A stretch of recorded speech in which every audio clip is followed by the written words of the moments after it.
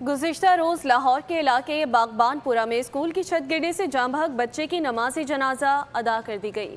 School की इमारत को मिसमार करने का काम जारी है। इस हवाले से मज़ीद जानते हैं नुमाइंदा बोल न्यूज़ अफजाल अब्बासी से।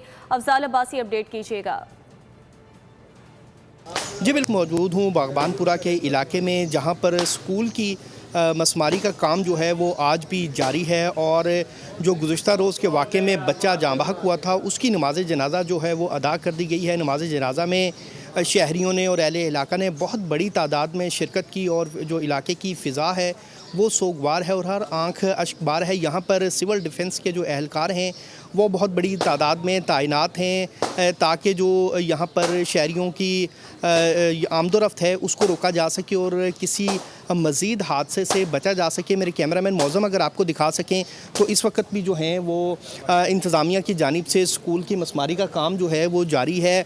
जो 2 मंजिला ये स्कूल था इसको अब गिरा दिया गया है क्योंकि ये गैर कानूनी तौर पर स्कूल यहाँ पर कायम किया गया था। और एसी शालीमार ने गुज़िश्ता रोज़ अपनी मशीनरी के हमरा यहाँ पर स्कूल की मसमारी का काम शुरू किया था, जो अभी तक जारी है। जी बहुत शुक्रिया, तफसीलात से आप आगाह कर रहे थे।